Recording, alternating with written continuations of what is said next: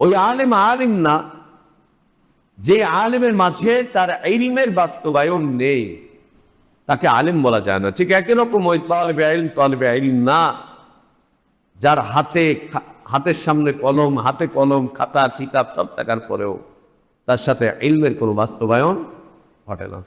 কত ছাত্র, হাজার হাজার না, লাখ লাখ না, কত ছাত্রত্বের জীবন বরবাদ হয়ে যাচ্ছে। ছাত্রত্বের জীবনে আল্লাহর দাসত্ব, আনুগত্য, ইবাদত বলতে কিচ্ছু নেই। এমনকি মাদ্রাসার ছাত্রদের, মাদ্রাসায় পড়ছে কোরআন সামনে, মাদ্রাসায় পড়ছে হাদিস সামনে, ওরা কোরআন হাদিস পড়েও আল্লাহর দাসত্ব করে না, আল্লাহর আনুগত্য করে না, আল্লাহর ইবাদত করে না। একজন দুইজন না, কাসীর, একজন দুইজন না, অনেক। ইয়া আইয়ুহাল্লাযীনা আমানু তাকুল্লাহা হাক্কা তুকাতিহি ওয়া লা তামুতুন্না ইল্লা ওয়া আনতুম মুসলিমুন।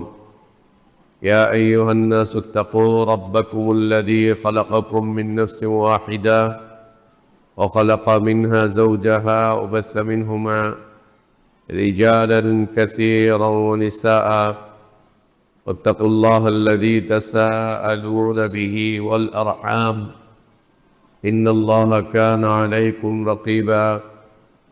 يا أيها الذين آمنوا اتقوا الله وقولوا قولا سديدا يصلح لكم أعمالكم ويغفر لكم ذنوبكم ومن يطع الله ورسوله فقد فاز فوزا عظيما. اللهم علمنا ما ينفعنا وانفعنا بما علمتنا وزدنا علما.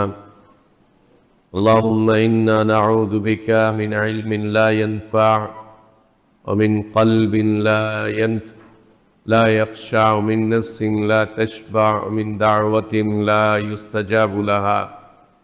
اللهم آت نفوسنا تقواها وزكها أنت خير من زكاها أنت ولينا ومولاها.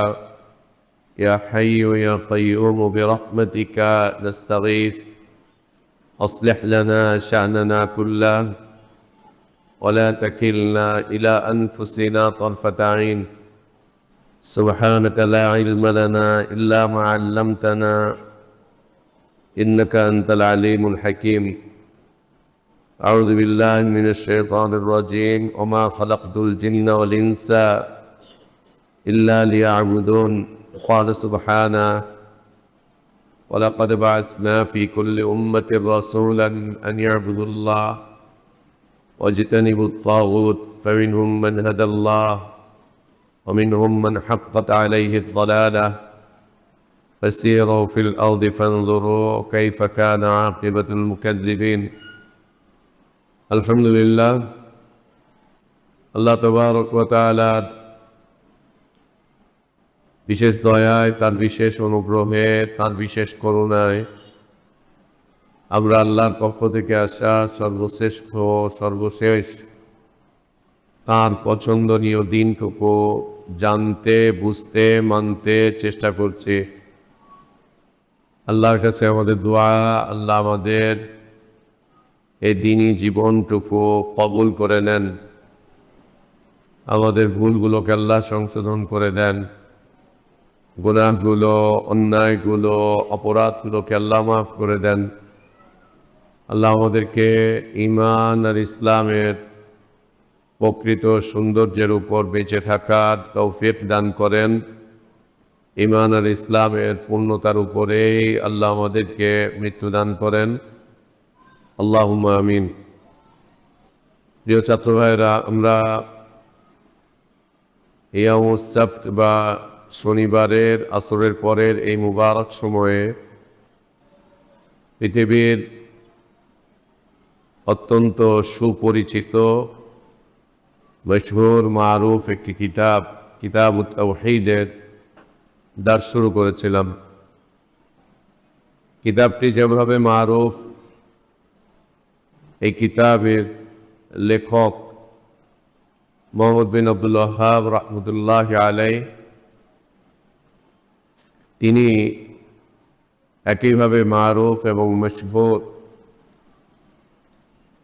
পৃথিবীর এটা একটা নিয়ম যে লোকটা সম্মানিত সে লোকটা আবার কারো কারো কাছে অসম্মানিত। যার প্রশংসা আছে তার নিন্দাও আছে। এটা পৃথিবীর একটা নিয়ম, একটা কালচার। যার প্রশংসা আছে তার নিন্দাও আছে। যারা চেনে তারা প্রশংসা করে, যারা চেনে না তারা নিন্দা করে। নিন্দা করছে তারা, যারা চেনে না। একইভাবে মানুষের যেভাবে শত্রু থাকে একইভাবে বন্ধুও থাকে। অন্যদিকে দ্বীনের ক্ষেত্রে যে সমস্ত উলামাগণ খালিসভাবে ইখলাসের সাথে আল্লাহর দ্বীনের জন্য কাজ করে গিয়েছেন, তাদেরকে যেভাবে পৃথিবীর মানুষ কবুল করেছে, অন্যদিকে পৃথিবীর আর এক শ্রেণীর মানুষ তাদের বিরুদ্ধে বিরুদ্ধাচারণও করেছে, তাদের বিরুদ্ধে বিরুদ্ধাচারণও করেছে। একদিকে কিছু মানুষ তাদের ইখলাসপূর্ণ দাওয়াতে সাড়া দিয়েছে, সমর্থন দিয়েছে, এগিয়ে এসেছে। অন্যদিকে আর এক শ্রেণীর মানুষ তাদের বিরুদ্ধে কঠিন থেকে কঠিন অবস্থান নিয়েছে।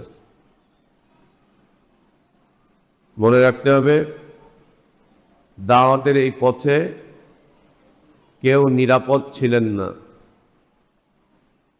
আল্লাহর কাছে নিরাপত্তা চাইতে হবে, কিন্তু এটা আল্লাহ তাবারক ওয়া তাআলার সুন্নাত। দাওয়াতের এই পথে কেউ নিরাপদ ছিলেন না। কোনো নবী রাসূল নিরাপদ ছিলেন না মানুষের বাজে কটু মন্তব্য থেকে। কোনো নবী রাসূল নিরাপদ ছিলেন না। মানুষের শত্রুর শত্রুতা থেকে কোনো নবী রাসূল নিরাপদ ছিলেন না। মানুষের অপবাদ থেকে কোনো নবী রাসূল নিরাপদ ছিলেন না। কোনো নবী রাসূল নিরাপদ ছিলেন না। আল্লাহ তাবারক ওয়া তাআলা বলছেন, ইয়া হাসরাতান আলাল ইবাদ মা ইয়াতিহিম মির রাসূলিন ইল্লা কানু বিহি ইস্তাহজিউন। মা ইয়াতিহিম মির রাসূলিন ইল্লা কানু বিহি ইস্তাহজিউন। সকল নবী রাসূল ইস্তেহজার সম্মুখীন হয়েছেন। নবী রাসূলগণ যেভাবে ইস্তেহজা এর সম্মুখীন হয়েছেন,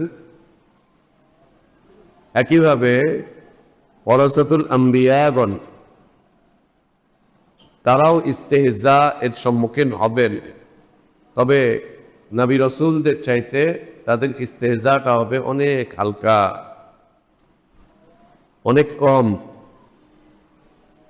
কেননা আল্লাহ নবী সাল্লাল্লাহু আলাইহি ওয়াসাল্লাম তার কারণ জানিয়েছেন যে পৃথিবীতে সবচাইতে বড় বড় বালা, কঠিন কঠিন বালা আসে কাদের উপরে?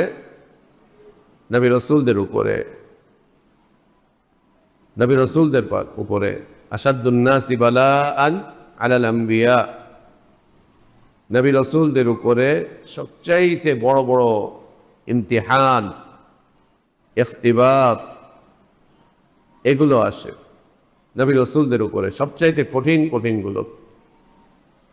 এরপরে নবী রাসূলদের পরে যারা ওয়ারিসিনগণ থাকবেন তাদেরটা আসবে তাদের চাইতে একটু কম, কিন্তু ওই ধারাবাহিকতা থাকবে। এটা মনে রাখতে হবে যে যাদের সুনাম আছে তাদের দুর্নাম করার লোকও আছে। দুর্নামটা অধিকাংশ ক্ষেত্রে সত্য হয় না। অধিকাংশ ক্ষেত্রে দুর্নাম সত্য হয় না। বিশেষ করে যারা আল্লাহর পথে মানুষকে দাওয়াত দেয়, আল্লাহর দিকে যারা মানুষকে আহ্বান করে, তাদের বিরুদ্ধে যে সমস্ত দুর্নামগুলো শোনা যায়, এই দুর্নামগুলো ধরে নাও অধিকাংশই বা সবগুলোই মিথ্যে হয়। সবগুলোরই ভিত্তি হয় হাসাদ। সবগুলোর ভিত্তি হয় হাসাদ। হিংসার বশবর্তী হয়ে তাদের দুর্নাম করছে, হিংসার বশবর্তী হয়ে। পৃথিবীতে যত নবী রাসূল এসেছেন তাদেরকে যেভাবে কষ্ট দেওয়া হয়েছে, সালাফে সালেহীনগণকেও কষ্ট দেওয়া হয়েছে। তাদের উপরে যেভাবে অপবাদ এসেছে, সালাফে সালেহীনদের উপরেও অপবাদ এসেছে। আর এই অপবাদগুলো কঠিন কঠিন অপবাদ হয়ে থাকে। একজন লোক মানুষকে আল্লাহ তাওহীদের দিকে ডাকছে, তো আর এক গ্রুপ তাদেরকে তাকফির করছে, আর এক গ্রুপ তাকফির করছে। একদিকে সে আল্লাহর তাওহীদের দিকে মানুষকে ডাকছে, বিশুদ্ধ দ্বীনের দিকে ডাকছে, তো আর একদল লোক বলছে যে না, ওই লোকটা কাফের, ও এটা অস্বীকার করে, ওটা অস্বীকার করে। যেমন গতকাল জুমার সালাতের পরে, খাওয়া দাওয়া শেষ হওয়ার পরে আমাকে নিয়ে কয়েকজন বসলেন, 4-5 জন মসজিদের লোকজন। বলছে আপনার সাথে পার্সোনাল কথা আছে। ঠিক আছে, বসেন। তো একটা শ্রেণীর কথা বললো যে তারা আপনাকে তাকফির করছে। করতেই পারে তাকফির। তো বলছে এটার কারণ কি? যেটার কারণ তা আমি বলতে পারবো না, যারা করেছে তারা জানে। কি বিষয়ে তাকফির করছে? বলছে আপনার ব্যাপারে বলছে আপনি জিহাদ অস্বীকারী, আপনি জিহাদ অস্বীকারী, আপনি জিহাদ অপছন্দকারী, আপনি জিহাদের বিরুদ্ধে কথা বলেন। তো যে বা যারা বলেছে তারা একজনকে দায়িত্ব দিয়েছে, আপনারা জেনে তার থেকে জানাবেন। বললাম যে আল্লাহ হাদা বুহতানুন আযীম, হাদা বুহতানুন আযীম, এটা অপবাদ। একজন মুসলিম কিভাবে জিহাদকে অস্বীকার করে, যেখানে কোরআনুল কারীমের এত আয়াত, রাসূল সাল্লাল্লাহু আলাইহি ওয়াসাল্লামের মুবারক এত হাদিস। আর আমরা যদি জিহাদকে অপছন্দই করি, অস্বীকার করি, তাহলে মাদ্রাসাতে এত হাদিসের কিতাব কেন পড়ানো হচ্ছে? কোরআন তরজমা কেন পড়ানো হচ্ছে? কোনো ওস্তাদকে তো এই কথা বলা হয়নি যে হাদিসের কিতাব পড়াতে গিয়ে কিতাবুল জিহাদকে বাদ দিয়ে তোমরা পড়াবে, বলা হয়নি। বা কোরআন তরজমা তাফসীর পড়াতে গিয়ে বলা হয়নি যে যেখানে জিহাদের আয়াত আসবে ওই আয়াত বাদ দিয়ে তারপর পড়াবে। হয়েছে নাকি এরকম? এটা কেমন কথা? এটা অপবাদ, এটা অপবাদ। গত রাতে ভাইয়ের সাথে কথা হচ্ছিল, তো তিনি বাংলাদেশের একজন প্রতিষ্ঠিত যশা আমাদের আলেম, মাদ্রাসার প্রিন্সিপাল। আলহামদুলিল্লাহ ভালো মানুষ, অত্যন্ত ভালো মানুষ, নম্র ভদ্র দিনদার। আমিও তাকে চিনি, তিনিও আমাকে চেনেন। তার সাথে আমার কথা হয়েছে 2-3 বার, সামনাসামনিই কথা হয়েছে, অনেক দিন আগে একসাথে বসে খাওয়া দাওয়া হয়েছে। আমাদের ভাই বললেন যে ওনার সাথে, এই আলেমের সাথে তার দেখা হয়েছে মসজিদে নববীতে, মদিনাতে। আমাদের এই ভাই তাকে বলেছে আপনি কি আবু সুফিয়ান মতি রহমানকে চেনেন? বলছে হ্যাঁ চিনি। সে কেন, আপনাদের সাথে কোনো সম্পর্ক আছে? বলছে হ্যাঁ এই সে। ওনার তো আকিদা খারাপ, আকিদা নষ্ট, ওনার তো আকিদায় ঝামেলা আছে, আকিদায় ঝামেলা আছে, আকিদা খারাপ। আকিদা খারাপ মানে কি? যখনই বলা হবে আকিদা খারাপ, তার মানে হচ্ছে সে তাওহীদের উপরে নাই। যদি বলা হয় আমল খারাপ, তাহলে বলতে হবে যে সে সুন্নাতের উপরে নাই, অথবা ফাসিক, আমলই করে না। আমলকে কেন্দ্র করে যখন কথা হবে তখন বুঝে নিতে হবে যে লোকটা বিদআতি, অথবা লোকটা ফাসিক, অনেক আমল ছেড়ে দেয়। যখনই বলা হবে যে তার তো আকিদায় ঝামেলা আছে, আকিদায় ঝামেলা মানুষকে কোথায় নিয়ে যায়? কুফরের দিকে, শিরকের দিকে, মুরতাদ হয়ে যাওয়ার দিকে নিয়ে যায়। ওনার তো আকিদায় ঝামেলা আছে, ও তো আকিদা ভালো না, আকিদাতে সমস্যা। তো ভাই বলেছিলেন, জিজ্ঞেস করেছিলেন যে কি সমস্যা একটু বলতেন। জবাব নেই। কি সমস্যা? আকিদায় সমস্যা আছে। কি সমস্যা আকিদায়? কি সমস্যা আকিদায়? যদি আকীদায় সমস্যা থাকে তাহলে আকীদার কিতাব মাদ্রাসায় কেন পড়াচ্ছি? আকীদার কিতাব কেন মাদ্রাসায় পড়াচ্ছি আমরা? কেন? এবং আকীদার মূল মূল কিতাবগুলো কেন পড়াচ্ছি আমরা? কেন? একই রকম এক ঘটনা ঘটল বেশ কিছুদিন আগে। আমাদের এখান থেকে শেষ করে যাওয়া একটা ছাত্র, সে এদেশের একজন প্রথিতযশা বড় আলেম, মিডিয়া ব্যক্তিত্ব। মিডিয়াতে তার অনেক বক্তব্য, বিবৃতি। প্রতিদিন তিনি আমার সাথে কথা বল, আরেকজন কি জিজ্ঞাসা, নাম জিজ্ঞাবি আয় আমার কাছে, আমি কয়েকদিন মনে আরেকজন কি করছ বেটা, আয় তুই এখানে সামনে এখানে বসবি আজকে থেকে, সামনে বান্ধবী করছ বেটা, পিছিয়ে পিছিয়ে বয় বয় এদিকে আয়, আমারই জিজ্ঞাবে, আমি নাম করে দেবো। আরেকজনের নাম জিজ্ঞা লাভ আছে? আরেকজন জিজ্ঞাস কেন? তো আমাদের ছাত্র একজন এদেশের প্রখ্যাত মিডিয়া ব্যক্তিত্ব, প্রতিদিন যিনি কয়েকবার লাইভে আসেন, কয়েকবার যে লাইভে আসেন, কথায় কথায় লাইভে আসেন। তো তার সাথে আমাদের এই ছেলে দেখা, জিজ্ঞেস করছে তুমি কোথায় পড়ো? বলছে ওখানে পড়ি। ওখানে কার কাছে? আমার নাম বলছে। তো আকীদায় ঝামেলা আছে। সে স্যার কিসে ঝামেলা আকীদায়? সেও তো মুতাজিলা আকীদা রাখে, মুতাজিলা আকীদা রাখে, মুতাজিলা আকীদা রাখে, আর কি কাদারিয়া আকীদা রাখে। না আমরা তো এরকম কিছু পাই নাই, আমরা তার কাছে পড়ি। কি পড়ো তুমি তার কাছে? তো কিতাবের নাম বলেছে, এগুলো এগুলো পড়ে। বলছে তাই নাকি? এগুলো পড়ায় নাকি? এগুলো পড়ালে তো এই আকীদা থাকার কথা না। তো তারপরেও কেমনে কোন দিক থেকে ঢুকলো?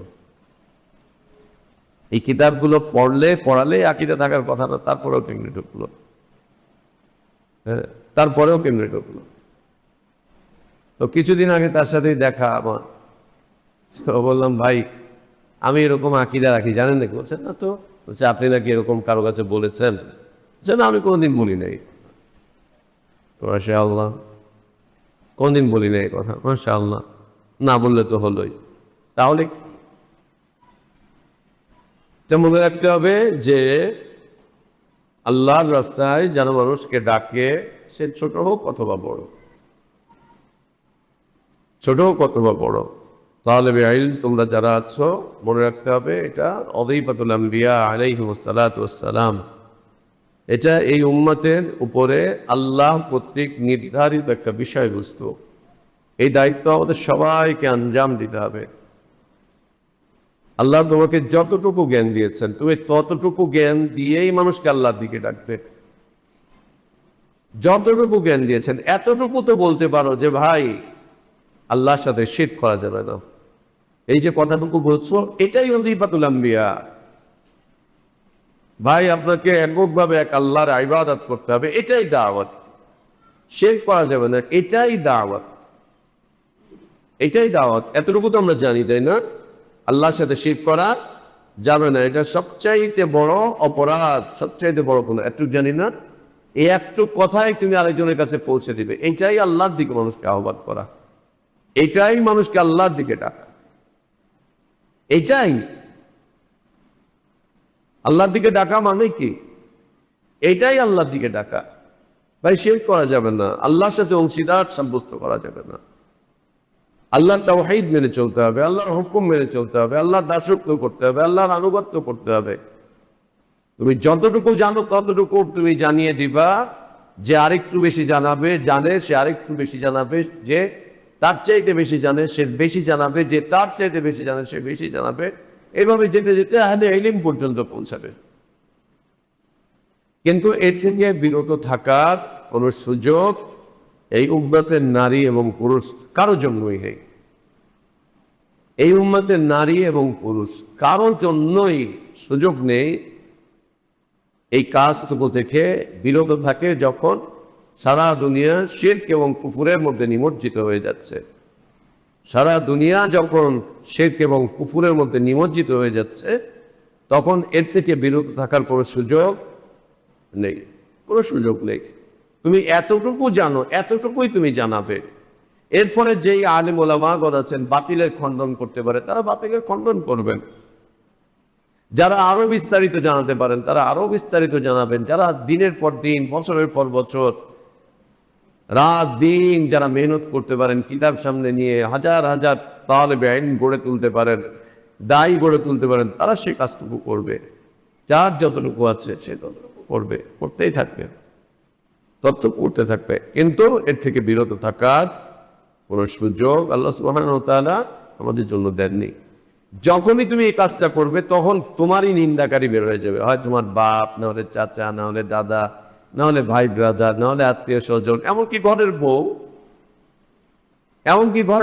এমনকি শাশুড়ি, এমনকি এসে হয়ে যেতেই পারে, হতেই পারে, হয়ে যেতেই পারে। এই হচ্ছে ঘরের হালাত, এটা হচ্ছে ঘরের হালাত। আল্লাহর জন্য শুকরিয়া আদায় করছিলাম যে আল্লাহ তুমি এই জায়গাটাকে নিয়ে গিয়েছো, আমাকে এই জায়গা পর্যন্ত আমি পৌঁছাইতে পারছি। আল্লাহ তুমি আমাকে এই জায়গাটা পর্যন্ত নিয়ে গিয়েছো, এই জায়গা পর্যন্ত নিয়ে গিয়েছো যে ঘরের লোকজন এই সমস্ত কথাবার্তাগুলো বলে। দাওয়াত, যেখানে কল্যাণজনক কাজ আছে সেখানেই দেখবে এক শ্রেণীর মানুষ বিরোধিতায় এসে দাঁড়িয়ে যাবে। তোমরা মাদ্রাসা আমার এখানে পড়ছো, তোমরা মাঝে মাঝেই মানুষের মুখে শুনবা ওইখানে গিয়ে পড়স কিল্লিগা কি আছে ওই জায়গায়। তো আল্লাহর মতে আহ্বান, এটা আম্বিয়া আলাইহিমুস সালাতু ওয়াস সালামদের কর্মময় জীবন, এটা আল্লাহ প্রদত্ত বিষয়বস্তু। এটা মনে করার সুযোগ নেই যে পৃথিবীর সব মানুষ এই দায়িত্ব আঞ্জাম দিবে, না। আল্লাহ তাবারক ওয়া তাআলা নির্ধারিত পছন্দনীয় মানুষগুলোই এই কাজ আঞ্জাম দিতে পারবে। তুমি যদি এই দাওয়াতের রাস্তা থেকে ছিটকে যাও, মনে রেখো যে তোমার জীবনটাকে আল্লাহ অপছন্দ করেছেন, তাই তোমাকে আল্লাহ এখানে এনে দাঁড় করানো নাই। আর যদি তোমার দ্বারা ছোট্ট ছোট্ট দাওয়াতি কাজও হতে থাকে তো তুমি আল্লাহর শুকরিয়া আদায় করো যে আল্লাহ তোমাকে কবুল করছেন, আল্লাহ তোমাকে কবুল করছেন। আমাদের সামনে 100 ছাত্র যা, আমাদের সামনে 1000 ছাত্র যা, আমাদের সামনে একজন ছাত্র ওটা। আমাদের সামনে এই কিতাব নিয়ে যখন বসেছে, আমার সামনে একজন ছাত্র যা, 100 ছাত্র যদি থাকে, যদি 1000 ছাত্র কোনোদিন আসে, আমাদের সামনে একই বিষয়। বিষয়টা এরকম না যে এই পুরো মাদ্রাসা ভরে গিয়েছে, উপরে নিচে একদম ভরে গিয়েছে আমাদের দার্সে, তাই আমাদের দার্স আল্লাহর কাছে মকবুল, অথবা আমরা সফল, অথবা আমাদের কাজ অনেক এগিয়ে গিয়েছে। আর এখানে 5 জন 7 জন ছাত্র আছে আর কেউ দার্সে বসে না, এর অর্থ এই না যে আল্লাহ আমাদেরকে ছুঁড়ে ফেলে দিয়েছেন। বিলকুল না। যারাই আল্লাহর পথে মানুষকে আহ্বান করবে, যারাই মানুষকে আল্লাহর দিকে ডাকবে, তাদের কাছে সংখ্যা কোনো বিষয়বস্তু নয়, সংখ্যা কোনো বিষয়বস্তু নয়, একদম নয়। কেন ডাকছে? যেহেতু আল্লাহর দিকে।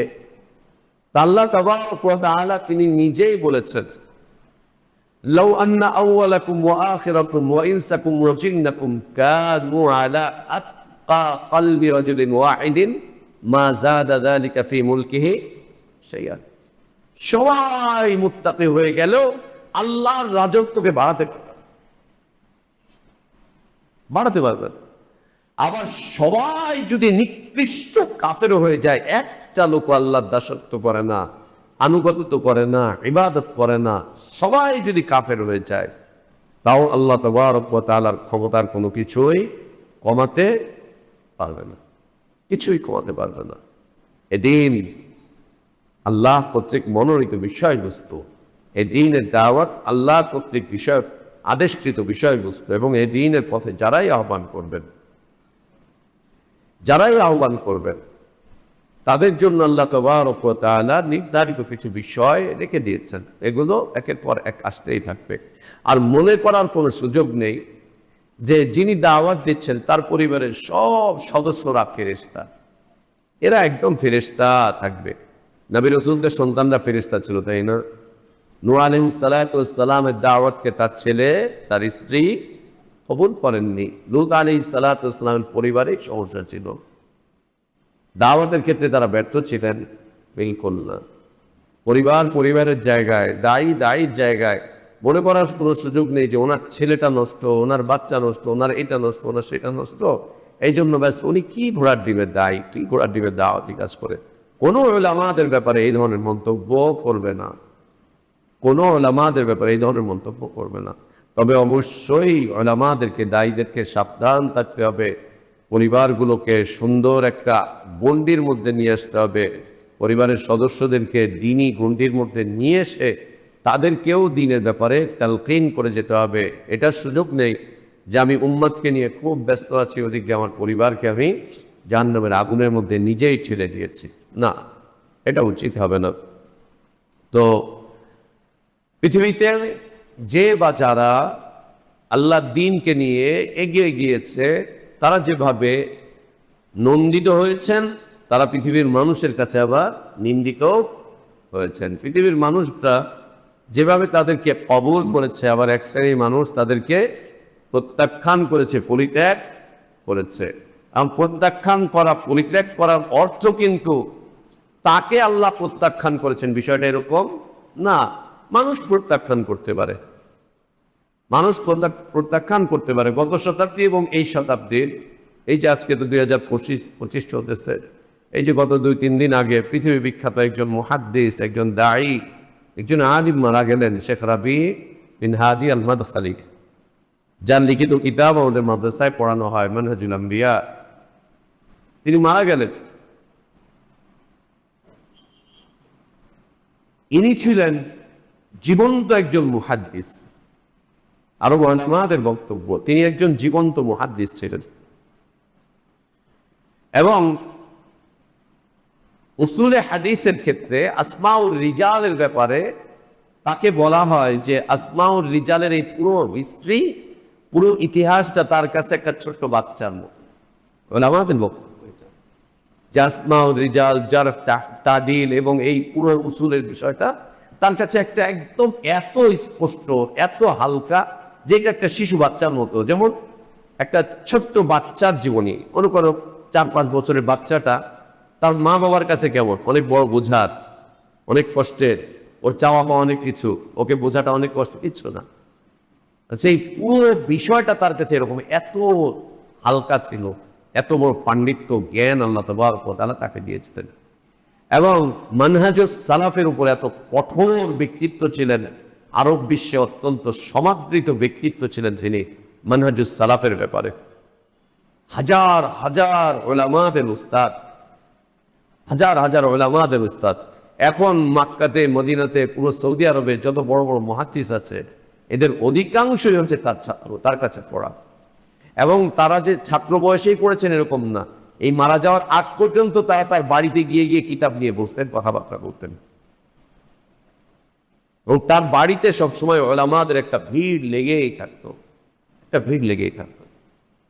এমন একজন বিশ্বনন্দিত আলিম, মানহাজি আলিম, তাকে নিয়েও অনেকে অনেক তিল কাল করেছে, অনেক মন্তব্য করেছে, তাকে নিয়ে অনেকে রদ করেছে, অনেক নামদারি আলেম অনেকেই তাকে নিয়ে রদ করেছে। এবং তার ছাত্রদেরকে খুব সমালোচনার পাত্রে পরিণত করেছে। সবাই তার বিরুদ্ধে নামানুই করেছে যে এটা হচ্ছে Madkhali, Madkhali, Madkhali, Madkhali, Madkhali, Madkhali. সুবহানাল্লাহ। আমি যখন জেলে গেলাম, তখন জেলে যেয়ে ঢোকার পরপরই ওইখানে রাতের বেলায় শুনতে পেলাম মাদখালি আইছে, আমাদেরকে বলা হলো মাদখালি আসছে। একটা ছেলে হচ্ছে তোমার এই আইএস, আল কায়দা এরকম কিছু চিন্তা ভাবনা রাখে, পুরো জ্ঞান ট্যান কিচ্ছু নেই, এরকম কিছু চিন্তা ভাবনা রাখে। ও আগে আমার নামটাম শুনেছে কিছু, যখন ঢুকেছে এরপর শুনতে পারলো আমি হচ্ছে মাদখালি আইছে, শুনে বোকা হয়ে গেল। মাদখালি আইছে বলতে কি বুঝাতে চাচ্ছে এই ছেলে, এটা বোঝার কথা না। পরে কথাবার্তা শুনলাম মাদখালি। যারাই পৃথিবীতে এখন বিশুদ্ধভাবে দিন মানে, সালাফি মানহাজকে মানে, এদেরকে সরাসরি ইঙ্গিত করা দিচ্ছে এরা মাদখালি, আর একটা মাযহাবের আর একটা এই শেখ। অথচ রাবি আল মাদখালি রাহিমাহুল্লাহ, আল্লাহ তাবারক ওয়া তাআলা তাকে কোথায় নিয়ে গিয়েছিলেন, এটা আহলে ইলমগণ এর মন্তব্য দিয়েই বোঝা যায় যে আল্লাহ তাকে কোথায় নিয়ে গিয়েছিলেন, আল্লাহ তাকে কোথায় নিয়ে গিয়েছিলেন। এমন বিশ্বনন্দিত আলেম, এমন একজন ব্যক্তিত্ব, তার জীবদ্দশাতেই তাকে আবার নিন্দা করেছে কিছু মানুষ। এই মানুষগুলোর মধ্যে আবার তার ওইখান থেকে ছুটে যাওয়া কিছু ছাত্র, মুনাফিক মার্কা কিছু ছাত্র তারই আমি তার কাছে পড়েছি, আমি জানি, আমি এই হয়েছে, এই যে আছে, আমি তার কাছে বসেছি, বসে এই যেগুলো নোট করেছি, এই যে তার কথা এগুলো, এই যে তার কথা এগুলো। ওই জবাব দিলে আমাকে জিজ্ঞেস করলে বলতে আদা বলতে আরো না দিন, এটা ফাইন, খেয়ানত করেছে। তো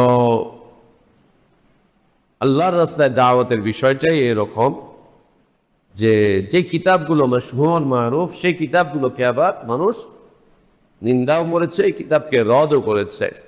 এই জন্য কখনোই সালাফদের লিখিত কিতাবগুলো পড়তে গিয়ে যারা রদ করেছে তাদের কথাকে শুনতে যাবানো, যে এই কিতাবের বিপরীত অমুকে এটা বলছে, অমুকে এটা বলছে না। অথবা সালাফে সালেহীনদের কোনো খিদমাত এবং তাদের বক্তব্য এবং তাদের মানহাজের উপরে প্রতিষ্ঠিত কোনো আলেম ওলামা, তাদেরকে নিয়ে অনেকেই রদ করতে পারে না। রদ করলেই যে এটা সঠিক করেছে বিষয়টা এরকম না। তো আলহামদুলিল্লাহ আমরা আমাদের মাদ্রাসায় নিয়মিত, মাদ্রাসার একদম প্রতিষ্ঠা লগ্ন থেকে, বরং বলা যায় প্রতিষ্ঠা হওয়ার আগেও, আমরা যখন এই মাদ্রাসা শুরু করি, এই মাদ্রাসা শুরু করার আগে থেকেই আমরা কিতাবুত তাওহীদের দার্স করি। মাদ্রাসা শুরুর আগে তোমরা যারা ছাত্ররা আছো এখানে, তোমরা তখনও ছিলে না। মাহাদি ভাই সেই জাহাঙ্গীরনগর বিশ্ববিদ্যালয় থেকে মিরপুরে আমার কাছে আসতেন, এসে আমার কাছে কিতাবুত তাওহীদের দার্সে বসতেন। তারপরে আমাদের নাঈম ভাই শেখপুরে, উনি আমার কিতাবুত তাওহীদের দার্সে বসছেন। এই মাদ্রাসা হওয়ার আগে আমাদের এই যে জিয়ন ভাই, এরা আমার কিতাবুত তাওহীদের দার্সে বসেছে এর আগে। তারপরে নোয়াখালী অঞ্চলের সন্দ্বীপের, এরপরে তোমার এই যে বাসির মদিনাতে পড়ে, ও কিতাবুত তাওহীদের দার্সে বসেছে। মাদ্রাসার শুরুর আগে থেকেই এই কিতাবের সাথে আমাদের সম্পর্ক, বরং বলা চলে এই কিতাবের বিষয়বস্তুই আমাদেরকে মাদ্রাসা প্রতিষ্ঠার ক্ষেত্রে অনুপ্রাণিত করেছে, উজ্জীবিত করেছে। এটার আগে দারুস সুন্নাহ থেকে ওদিন এক শিক্ষক এসেছিল, মদিনা বিশ্ববিদ্যালয় থেকে পড়ে এসেছে। তো ও গত 2 বছর আগে মদিনা থেকে শেষ করে এসছে, এখন দারুস সুন্নাহ শিক্ষক ওদিন আসছিল। তো ও এসে হঠাৎ করে ওদিন মনে করিয়ে দিচ্ছে যে ভাইয়া, আপনার কি মনে আছে কিনা আপনি ওই যে শেওড়াপাড়া এক জায়গায় কিতাবুত তাওহীদের দার্স করতে? হ্যাঁ মনে আছে। হচ্ছে ওইটা কি মাদ্রাসা প্রতিষ্ঠার আগে না পরে? হচ্ছে না, মাদ্রাসা প্রতিষ্ঠার আগে ছিল এটা, আগে ওইখানে দার্স করেছি, তারপরে গিয়ে আমরা মাদ্রাসা এর দিকে মনোনিবেশ করেছি। বলা চলে আজকের এই মাদ্রাসা, এই যা দেখছো আমাদের এই দাওয়াত কার্যক্রম, এই ছাত্রদেরকে তোমাদেরকে কোরআন সুন্নাহ পড়ানো, এই বিশাল একটা আয়োজন, এভাবে করে চলা, সব কিছুর পিছনে যে কিতাবকে আমাদেরকে আন্দোলিত করেছিল, যে কিতাবকে আমাদেরকে পথ পর্যন্ত নিয়ে এসেছিল, সেটা হচ্ছে এই মুবারক কিতাব, কিতাবুত তাওহীদ। এই মুবারক কিতাবুত তাওহীদ, এই কিতাবকে নিয়ে অনেক জায়গায় দার্স করেছি, এই কিতাবকে নিয়ে অনেক মানুষ তৈরি করার চেষ্টা করেছি। এই মুবারক কিতাব, যে কিতাবের দার্স তাদরিস মানুষের ঈমানকে মজবুত করে, ঈমানকে সুন্দর একটা জায়গা পর্যন্ত নিয়ে যায়। এই কিতাবটুকু দার্স তাদরিস করতে গিয়ে তোমাদেরকেও সেভাবে করে মন মানসিকতা, চিন্তা চেতনা, মননশীলতা সব কিছুকে নিয়েই জমে বসতে হবে কিতাবের দার্সের ক্ষেত্রে, এটার ক্ষেত্রে। এবং এই কিতাবের যে বিশেষত্ব, পৃথিবীতে যে কোনো আলেমদের হাতে এই কিতাব উঠেছে, আর এই কিতাবের দার্স তাদরিস যেখানে, পৃথিবীর যে প্রান্তে যেই আলেমরা এই দার্স তাদরিস শুরু করেছে, আল্লাহ সুবহানাহু ওয়া তাআলা সেখানে একটা বিশাল সংস্কার করে দিয়েছেন, সেখানে একটা বিশাল সংস্কারের আয়োজন হয়েছে, বিশাল এক সংস্কারের আয়োজন হয়েছে সেখানে। যেখানে এই কিতাবের দার্স তাদরিস শুরু হয়েছে, সেখানেই একটা সংস্কার আন্দোলন সূচিত হয়েছে। ইলমি সংস্কার, আমলি সংস্কার, আখলাকি সংস্কার, দাওয়াতের সংস্কার, সামাজিক সংস্কার, দিন কায়েমের বিষয়বস্তু সংস্কার, অনেক কিছুর সংস্কার সূচিত হয়েছিল এই কিতাবের মাধ্যম দিয়ে। এই কিতাবের মাধ্যম দিয়ে। এটা কিতাব অনন্য বৈশিষ্ট্যমণ্ডিত একটা কিতাব। আল্লাহ তাবারক ওয়া তাআলা এর কবুলিয়ত এত সুন্দর করে করেছেন যে কিতাব একটা আন্দোলন, এই কিতাব একটা বিপ্লব, এই কিতাব নিজেই একটা, আল্লাহ তাবারক ওয়া তাআলা এর মধ্যে এমন বিষয়বস্তু রেখেছেন যে এটা নিজেই একটা হচ্ছে তোমার কি বলে তাজদীদ। যেখানেই যাচ্ছে কিতাব, যার হাতেই যাচ্ছে, যদি আলেম ওলামা বুঝে বুঝে কিতাবটুকু পড়াতে পারেন, তাহলে এই কিতাবের মাধ্যম দিয়ে যে তাজদীদ সম্ভব, সেটা হচ্ছে অনন্য একটা তাজদীদ, অনন্য সুন্দর একটা তাজদীদ। আল্লাহ যেন আমাদেরকে এই কিতাব থেকে খিদমত নেওয়ার তৌফিক দান করেন, ইস্তেফাদা হাসিল করার তৌফিক দান করেন। মুহাদ্দিস আব্দুল ওয়াহাব রাহমাতুল্লাহি আলাইহি এই কিতাবের ভূমিকায় যে অধ্যায়টা লিখেছেন, চমৎকার করে কয়েকটি আয়াত এবং হাদিস এখানে তুলে ধরেছেন। কয়েকটি আয়াত এবং কয়েকটি হাদিসকে তিনি এখানে তুলে ধরেছেন। প্রথমত যে আয়াতটি তিনি তুলে ধরেছেন সূরা যারিয়াতের আয়াত, আল্লাহ সুবহানাহু ওয়া তাআলা বলছেন, ওয়া খালাকতুল জিন্না ওয়াল ইনসা ইল্লা লিয়াবুদুন। আল্লাহ তাবারক ওয়া তাআলা জিন এবং ইনসানকে কেন সৃষ্টি করেছেন, যে কারণে সৃষ্টি করেছেন সেই কারণটুকু তিনি প্রথম কথা এখানে তুলে ধরেছেন। প্রথম কথা এটি, ভূমিকার প্রথম কথা। খুব কম আলেম ওলামা আছেন যারা ভূমিকাটা চমৎকার করে মানুষকে বুঝিয়ে দিতে পারেন বা চমৎকার করে তুলে ধরতে পারেন, খুব কম। আর এই কম আলেমদের মধ্যে হতে হচ্ছে মুহাদ্দিস আব্দুল ওয়াহাব রাহমাতুল্লাহি আলাইহি একজন, যিনি কিতাব লিখতে গিয়ে এই আয়াতটিকে সুন্দর করে তুলে ধরেছেন যে তালেবে ইলম তুমি, অথবা তুমি আরো কেউ, তুমি আরো কেউ। আর আমরা জানি তালেবে ইলমের কোনো নির্ধারিত বয়স নেই, নির্ধারিত কোনো বয়স নেই। তালেবে ইলমের কোনো নির্ধারিত বয়স নেই।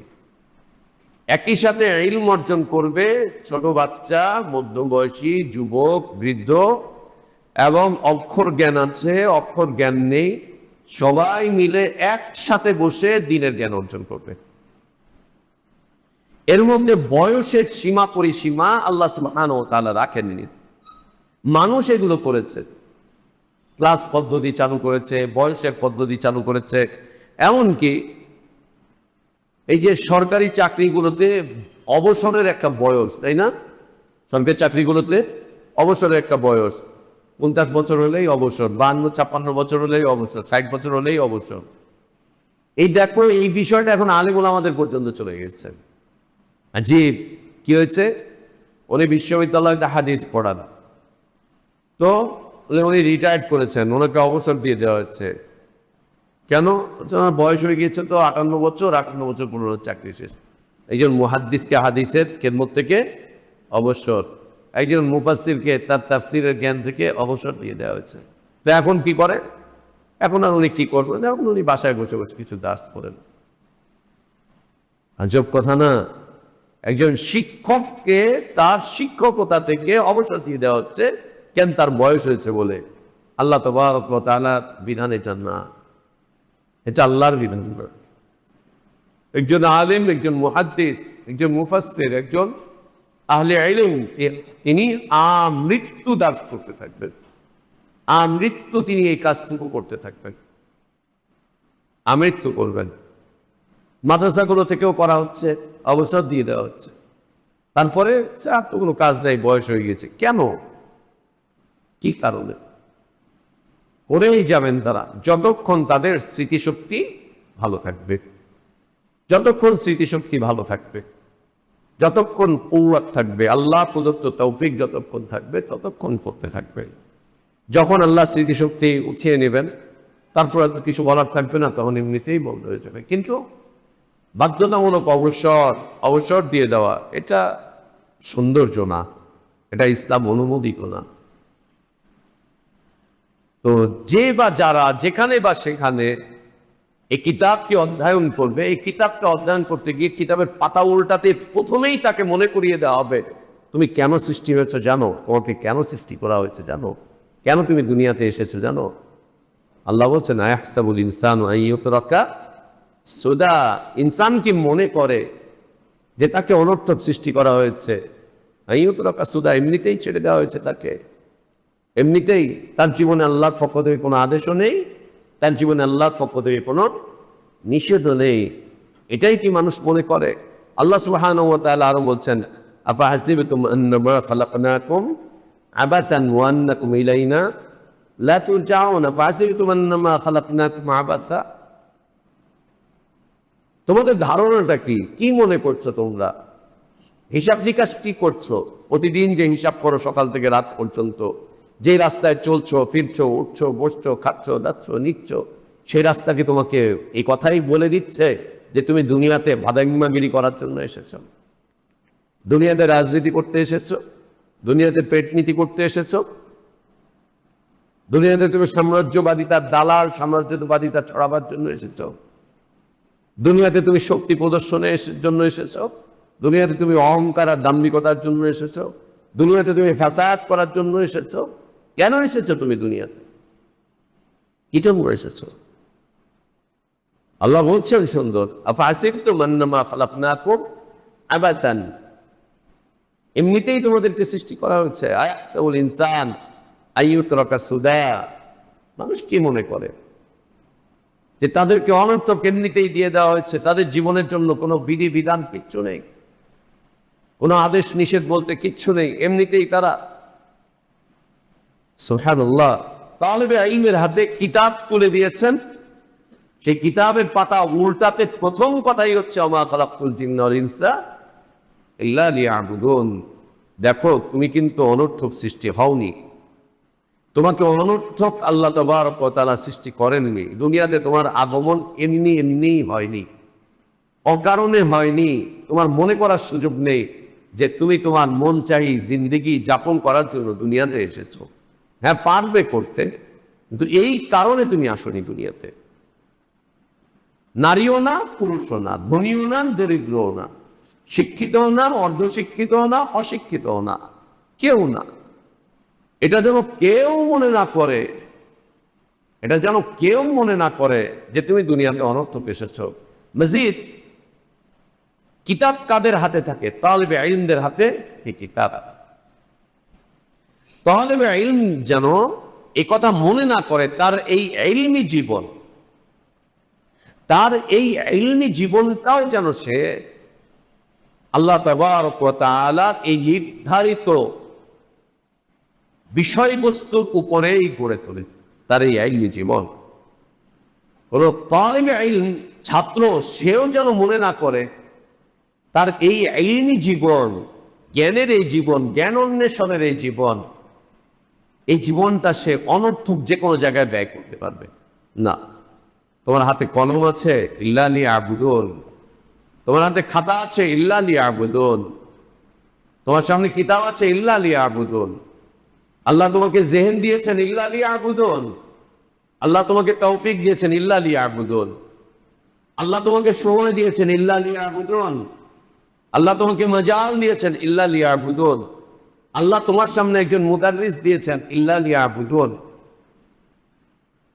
আল্লাহ তোমাকে তাকরারের সুযোগ দিয়েছেন, ইল্লা লিয়াবুদুন। এই তালেবে ইলম, তুমি কিতাব হাতে নিয়ে বুঝে নাও, তোমার এই ইলমি জীবনটা যেন ইবাদতের মধ্যে কাটে। এই ইলমি জীবনটাকে ইবাদতে কাটাবার জন্যই আল্লাহ তাবারক ওয়া তাআলা তোমাকে সৃষ্টি করেছেন, তোমাকে সৃষ্টি করেছেন। কত ছাত্র, হাজার হাজার না, লাখ লাখ না, কত ছাত্রত্বের জীবন বরবাদ হয়ে যাচ্ছে। ছাত্রত্বের জীবনে আল্লাহর দাসত্ব, আনুগত্য, ইবাদত বলতে কিচ্ছু নেই। এমনকি মাদ্রাসার ছাত্রদের, মাদ্রাসায় পড়ছে কোরআন সামনে, মাদ্রাসায় পড়ছে হাদিস সামনে, ওরা কোরআন হাদিস পড়েও আল্লাহর দাসত্ব করে না, আল্লাহর আনুগত্য করে না, আল্লাহর ইবাদত করে না। একজন দুইজন না, কাসীর, একজন দুইজন না, অনেক ধরছে মাদ্রাসায়। মাদ্রাসার নামে লেখা জামিয়া ইসলামিয়া, অমুক তমুক, কত কিছু ওস্তাদে আছে, ছেলেগুলো লেখাপড়াও করছে, কিন্তু জীবনে আল্লাহর দাসত্ব বলতে তেমন কিছুই নেই, আনুগত্য বলতে তেমন কিছু নেই, আল্লাহর ইবাদত বলতে কিছু নেই। না, বিলকুল না, একদম না, একেবারেই না, এরকম তারা। তালেবে ইলমের জীবন কখনো ইলমের বিপরীতে যেতে পারে না। আর ইলম কি? ইলম মানুষকে আমলের দিকে ডাকে, ইলম মানুষকে ইলমের বাস্তবায়নের দিকে ডাকে। ওই আলেম আলিম না, যে আলেমের মাঝে তার ইলমের বাস্তবায়ন নেই তাকে আলেম বলা যায় না। ঠিক একই রকম ওই তালেবে ইলম না, যার হাতের সামনে কলম, হাতে কলম, খাতা কিতাব সব থাকার পরেও তার সাথে ইলমের কোনো বাস্তবায়ন ঘটে না, এরকম না। তুমি তালেবে ইলম অর্জন করছো, লেখাপড়া করছো, কোরআন পড়ছো, হাদিস পড়ছো, তুমি মনে রেখো আল্লাহ তাবারক ওয়া তাআলা তোমাকে এই ফুরসতটুকু দিয়েছেন। কেন দিয়েছেন?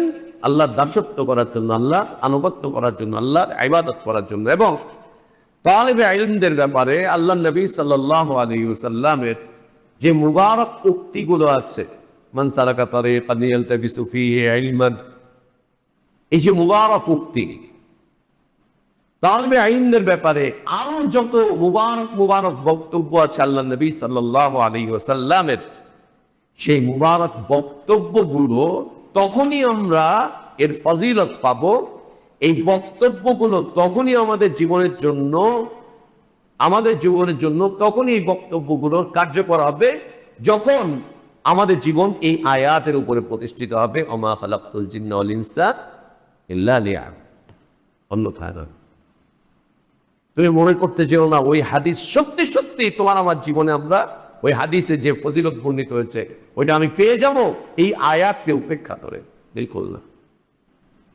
শুধু মাদ্রাসায় আসছো আর যাচ্ছ, তুমি মনে করবা তোমার পায়ের নিচে মালাইকা পাখা বিছিয়ে দিয়েছেন, তোমার জীবনে আল্লাহর দাসত্ব নেই, আনুগত্য নেই, আল্লাহর ইবাদত নেই, বিলকুল না। আসা যাওয়ার কথা না, আসা যাওয়ার কথা না। তোমার সালাত ঠিক নেই, সিয়াম ঠিক নেই, তোমার অন্যান্য বিষয়বস্তু ঠিক নেই, তোমার চরিত্রের ঠিক নেই, তোমার আখলাকের ঠিক নেই, তোমার জীবনের কোনো চিন্তা ভাবনার কোনো কিছু ঠিক নেই, কিচ্ছু ঠিক নেই, আর তুমি মনে করলা যে তুমি তালেবে ইলমের ফজিলত তুমি পুরোটাই পেয়ে যাবে। আশা করতে পারো, নাও হতে পারে, সে আশার ঘুরে বালিও যেতে পারে, আশার ঘুরে বালিও যেতে পারে, বিলকুল না, বিলকুল না। কি চমৎকার কিতাবে একের পর এক এতগুলো অধ্যায় আসবে, এক করে এত আয়াত আসবে, এত হাদিস আসবে, সালাফের এত উক্তি আসবে। শুরুটা করছেন তালেবে ইলমদেরকে তুলে ধরছেন, ওমা খালাকতুল জিন্না ওয়াল ইনসা ইল্লা লিয়াবুদুন। এই তালেবে ইলম, তুমি তোমার জীবনটাকে সাজাও আল্লাহর দাসত্ব দিয়ে, আল্লাহর আনুগত্য দিয়ে, আল্লাহর ইবাদত দিয়ে। এর বিপরীতে যেতে যেও না, এর বিপরীতে তুমি যেতে যেও না, এর বিপরীতে যাওয়ার কোনো সুযোগ নেই। ইবাদত কাকে বলে? মা খালাকতুল জিন্না ওয়াল ইনসা, এখানে আল্লাহ তাবারক ওয়া তাআলা রুবুবিয়্যতের একটা সুন্দর বিষয়বস্তু, যে খালিক হচ্ছেন আল্লাহ সুবহানাহু ওয়া তাআলা। তিনি ছাড়া খালিক বলতে বা সৃষ্টিকর্তা বলতে আর কেউ নেই।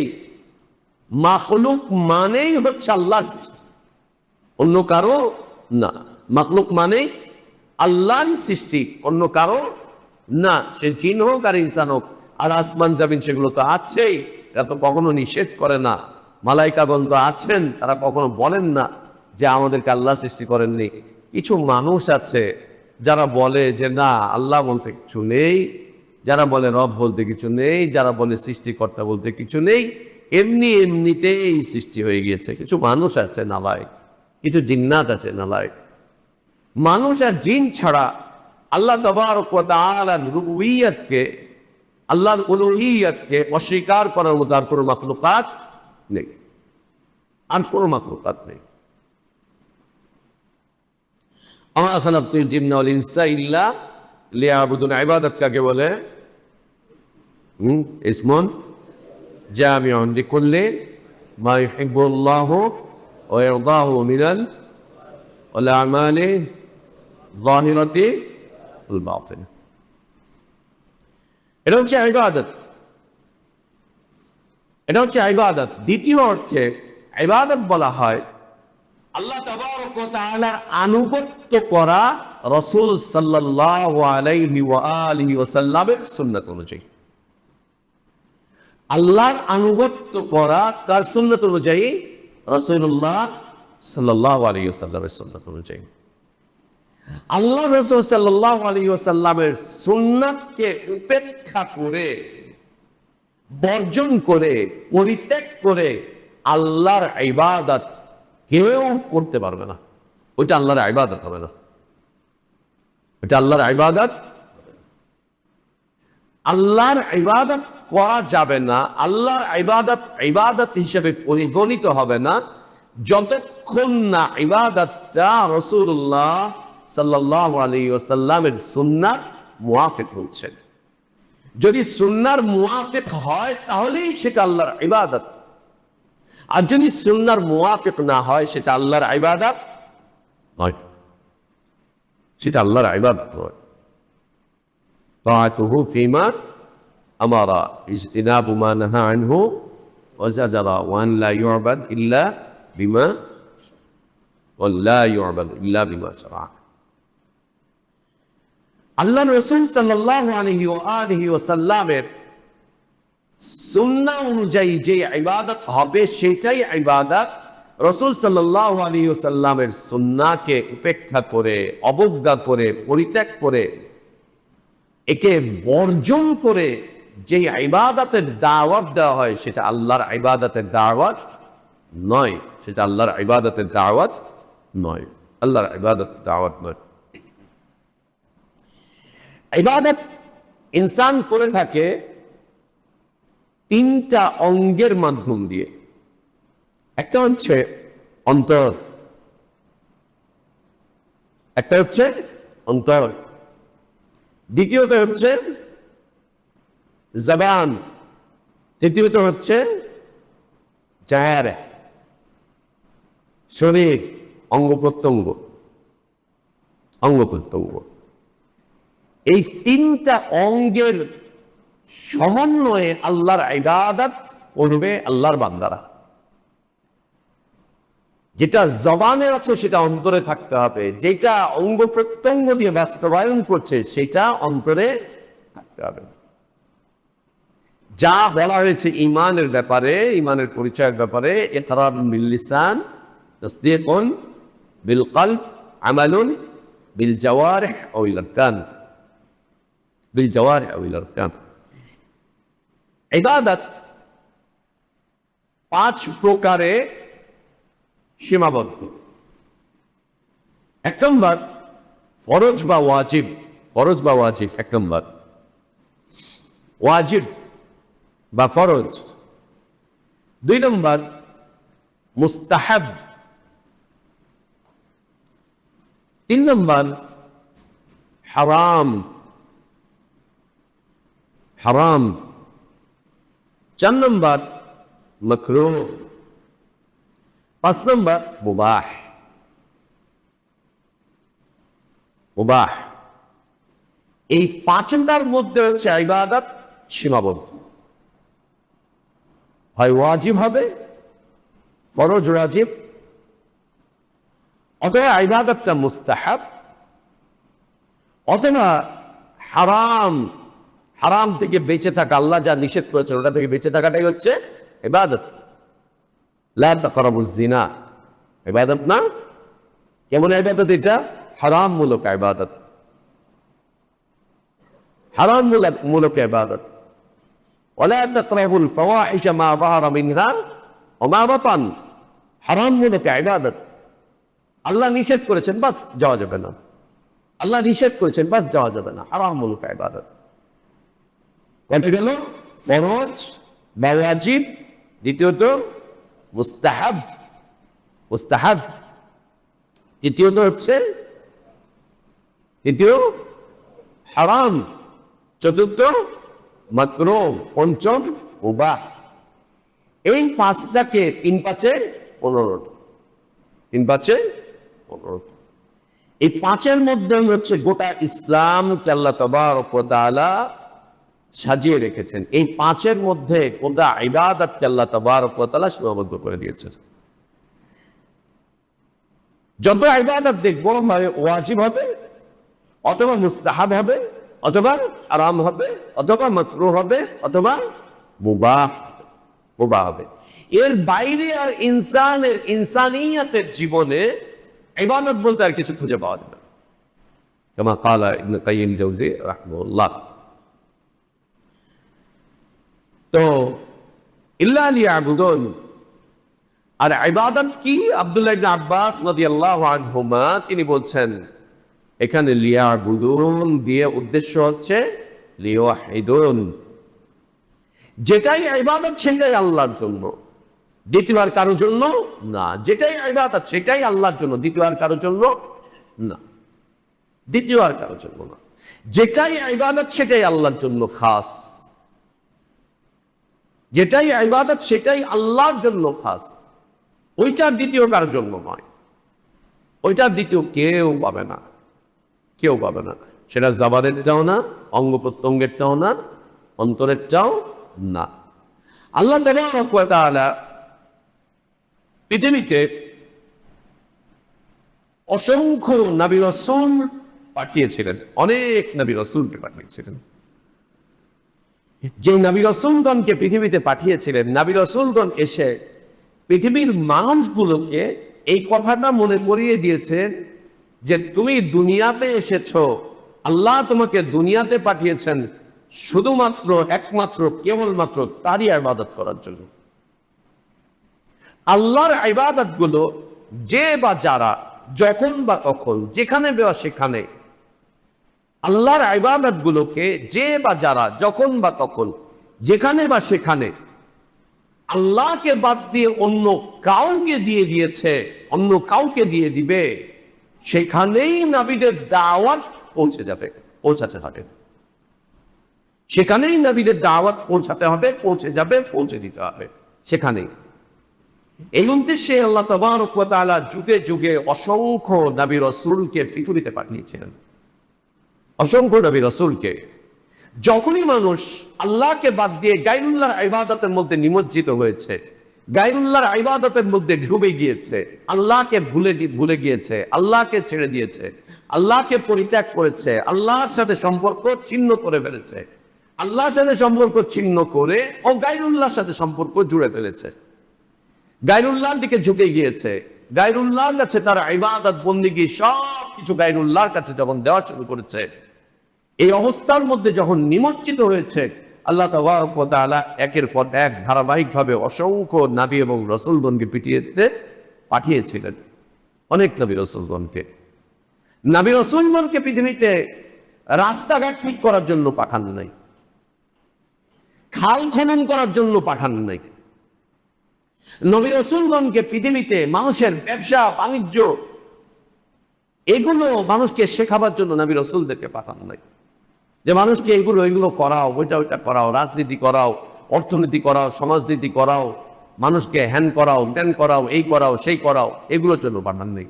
যদিও আম্বিয়া আলাইহিমুস সালাতু ওয়াস সালামগণ এর সবগুলোই আঞ্জাম দিয়েছিলেন, এর সবগুলো আঞ্জাম দিয়েছিলেন। নবী রাসূলগণ পৃথিবীতে শিখিয়েছিলেন মানুষগুলোকে যে তুমি ব্যবসা করবে, তোমার ব্যবসাটাও যেন আল্লাহর দাসত্বের উপরে হয়। তুমি রাষ্ট্র পরিচালনা করবে, রাষ্ট্র পরিচালনাটাও যেন আল্লাহর দাসত্বের জন্য হয়। কোনটাই যাতে করে আল্লাহর দাসত্বের বাইরে না যায়, আল্লাহর আনুগত্যের বাইরে না যায়, আল্লাহর ইবাদতের বাইরে যেন তোমার জীবনের কোনো কিছুই না যায়। যেটাই করবে সেটাই যেন আল্লাহর দাসত্ব অনুযায়ী হয়, আল্লাহর আনুগত্য অনুযায়ী হয়, আল্লাহর ইবাদত অনুযায়ী হয়। আল্লাহ সুবহানাহু ওয়া তাআলা বলছেন ওয়ালাকাদ বাসনা ফি কুল্লি উম্মাতির রাসূলান আন ইয়াবুদুল্লাহ ওয়াজতানিবুত তাগুত, আন ইয়াবুদুল্লাহ ওয়াজতানিবুত তাগুত। আল্লাহ বলছেন আমি প্রত্যেক উম্মাতের কাছে রাসূল পাঠিয়েছি, রাসূলগণ এসে পৃথিবীর মানুষকে একটা বিষয় চমৎকারভাবে আহ্বান জানিয়েছিলেন, সেটা হচ্ছে আনি আবদুল্লাহ, এককভাবে এক আল্লাহর ইবাদত করো, ওয়াজতানিবুত তাগুত, এবং তাগুতকে তোমরা পরিহার করো, বর্জন করো, পরিত্যাগ করো। যেটাই তাগুত সেটার সাথে সম্পর্ক ছিন্ন করো,